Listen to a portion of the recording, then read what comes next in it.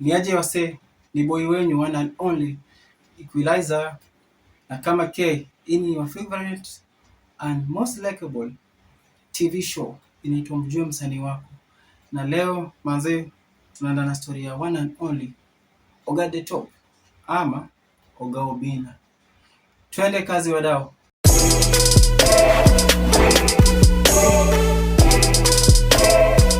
Wadau, in the year of June 6th, 1990, in the county of Kisumu, kuna kijana hapa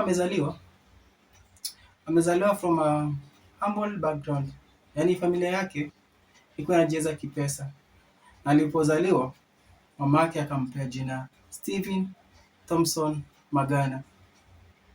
Kijana Mluo, unajua Waluo ni wale tu, roho safi kama pamba. Jamaa akagrow, akajoin primary, akagrow, akajoin secondary. After high school akaamua now it's time nitoke pale nje, at least ning'ang'ane nione kama napata doa nisaidie wazazi wangu. So jamaa kakuja Nairobi. Life ya Nairobi nakwambia manze haikuwa easy, ilimnyorosha. Yaani aling'ang'ana manze. Kuna time alikuwa analala njaa, but alikuwa na one goal ya ku make it in life. Haku give up. So alikuwa tu Nairobi, alikuwa anaishi na mabesti zake. Kuna kitu habit fulani iliingia. Every time angekuwa amechill tu hivi, manze anawachekesha. Na most alikuwa anatumia accent ya Nigerians. So mabesti zake akamwambia, buda, usijaribu hiki kitu. Maybe wewe ndio the next big deal in Kenya. Na hapo ndio jamaa aliamua acha ingie kwenye ulimwengu wa comedy. So akaingia comedy, akatafuta job, akatafuta until God akambless na job moja kwa one and only Churchill. Mzee Steve Ndambuki ama Churchill akampea job ya comedy. Jamaa akaingia kwa show, na hapo ndio akakaa na jina Oga Obinna, because most alikuwa anapiga comedy yake in Nigerian accent. Manze mademu alimpenda. Aliua. Angefika tu show hivi, aseme tu Oga, mademu wanakufa na yeye. Jamaa akachapa. Unajua kushakuwa kazi, nini ufuatilia? Mkwanja. Ndio ikaanza ikaingia. Now, kuna kitu moja sisi wanaume huwa inatusumbua. Ndio ikiingia tu hivi. Kina dada je? Twende nao. Na hapo ndio akaingia kwenye ulimwengu wa mapenzi. But yeye aliingia na mguu wa left. Manze mapenzi ikamnyorosha. Demu wa kwanza akamtoka. Jamaa ku give up. Demu wa pili the same akamtoka. So kuna udem fulani sijui ndio watatu ama ndio wanne anasemanga manze aligongewa. Manze alikuwa amependa udem na life yake yote.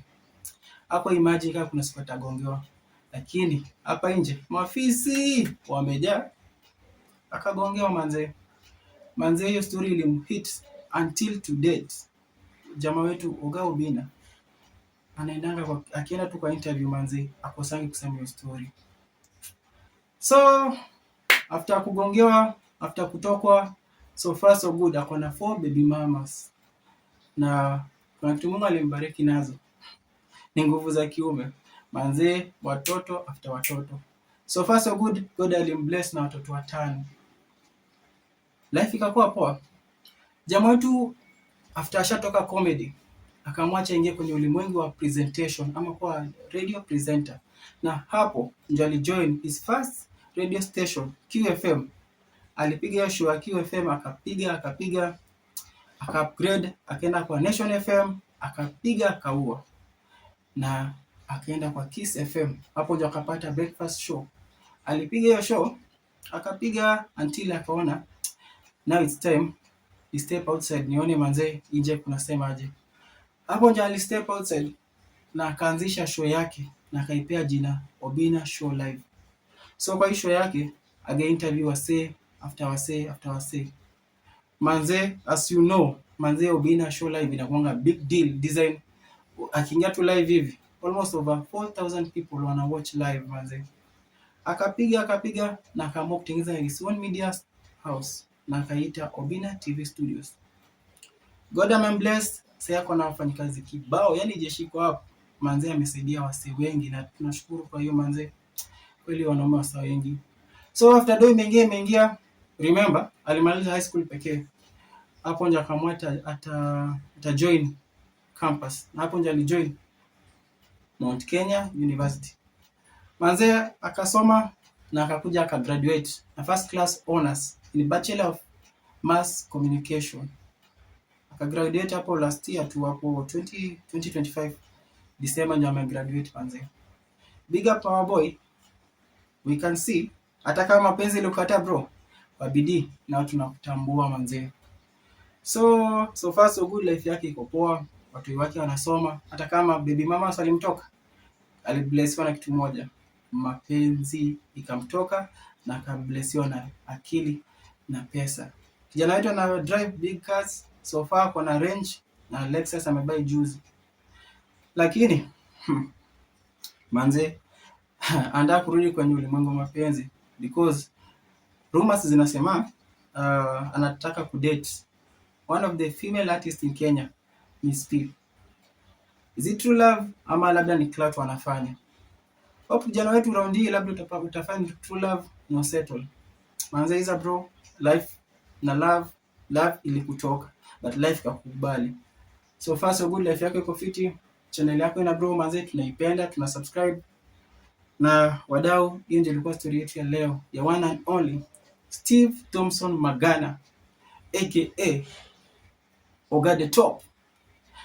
Before ni sawa bede, Oga ni msanii ama ndio nini? You so far so good manze, kuna ngoma kali, kuna ngoma zake zimesurpass, zimepita hata milioni.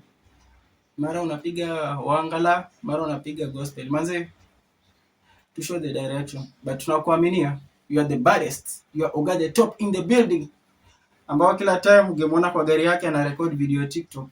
Manze kila time usemanga tu Oga the Top in the building.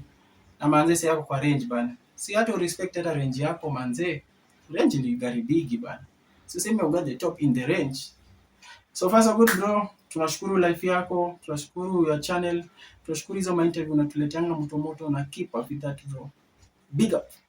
Wadau, na story yetu ya leo inafika hapo. Ya one and only Steve Thompson Magana, ama unavyomjua Oga Obina.